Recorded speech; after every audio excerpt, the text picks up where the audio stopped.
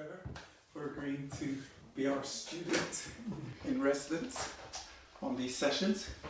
And just to lay out the backdrop of what we're going to do, we are having a look at the simple approach to understanding music in terms of guitar playing with the aim of becoming improvisers. That's it in a nutshell. And so we're going to look at the three areas that I like to focus in on: melody, harmony, and rhythm. Once we understand melody, harmony, and rhythm, and all the intricacies involved, we have enough resources in our thinking that we can pull from to improvise. So what we'll be doing, we'll be looking at each of those, and then we will be starting to improvise. Look at it from the very beginning. So if you're happy, let's start. I'm ready. Okay. So the first thing we're going to do, in terms of melody, melodies are a series of random notes played consecutively, one after another. And the simplest way we look at a melody is we look at the scale. And we are going to start by looking at the major scale, but with an additional tone at the end. Okay. The major scale normally consists of 8 tones, an octave, but we are going to add the 9th tone at the end and then come back. Okay. So pick a scale, pick a key center. Wow, I've nothing against C major. Okay, let's do C major. We are going to play the C major scale, but you're going to go from C to C and then add the extra D on and then come back to the original C. Okay. Please demonstrate. Oh dear. Right. So there's a few C's to choose from. Good point. So I could choose this C. Let's start with that one. Or this one. We're going to use both of them, so Try with this one. you feel.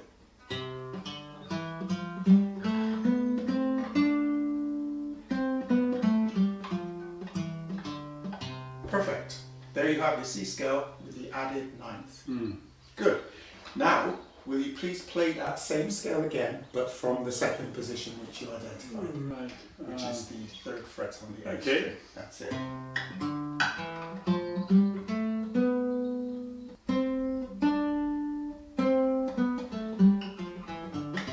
Okay, good. So there's your melody encapsulated with the C scale, adding the extra 9th tone at the end and coming back down. There seems so many different ways you can play the different scales. I mean, we've just done 2, but there are, like some book I have is like 5, for instance. And so it would be helpful to know which to use when, and perhaps they connect to each other as well, do they? Yes, some schools of thought suggest when we practice scales, we should practice at least 2 octaves, because then you cover a greater range of the guitar and the strings, etc., and frets. That's fine, we will come to that, but for now we're just laying the groundwork. Okay. At the moment, you understand the need to include that extra 9th tone. We're talking about improvisation, and jazz where improvisation is probably the most used. The need to understand the tones and the relationship of the tones is what we're building by including that 9th tone. That's the melody element. Now we're going to look at the harmonic or harmony element. And that is usually referred to as chords. But in this instance, we're going to look at arpeggios. The reason is an arpeggio is likened to a broken chord. So we are looking at chords, but not simultaneous tones. We're still looking at the melodic run, but we're looking at the relationship of those tones now as we see them in chords. So, as you're thinking, can you put in your frame of mind the major arpeggio for the C scale? Well, it's going to be the 1st, the 3rd, the 5th of the scale for definite. Right. I'm not too sure what else apart from back to the root of the scale at the top.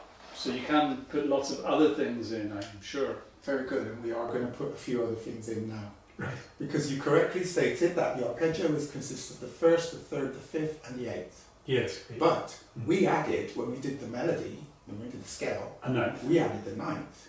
So What we're going to do is we're going to remove the eighth, Okay. and we're going to replace it with the seventh, add the ninth, and it completes our harmony approach. So therefore we're going to play the first, the third, the fifth, the seventh, and the ninth. We're going to try to. Let's start here. That's right. Okay, let's try this. That's the third. Yeah. Now the fifth, good. Now the seventh. This is the major seventh. I used to do these language learning courses. We had these really, really stupid people being taught. Yeah. Sorry about this, everyone. Okay, I think I can do the first, third, and fifth. Good. There's the major seventh. This would be the eighth. That's right, but we want the ninth. That one. That's right. So that's it.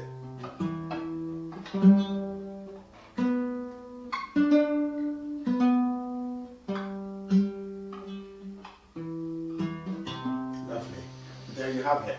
There's the Genius. There's the arpeggio of the major seventh scale, because we've included that major seventh B, and then we added the D at the end, which means it's the ninth note in the sequence. Basically what we're doing, we're changing our framework. When we think of arpeggios, normally we think of the 1 through 5/8, which is the standard arpeggio. Now we're extending that because we're moving away from the standard and we're incorporating these other tones to give the music, the sound, a different flavour, which is what we need to appreciate.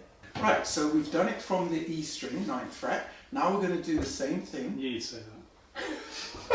from the A string, 3rd fret. Just think about what we've done. Okay, so it's similar initially, isn't it? So Yes. Good. Then the D, that's it.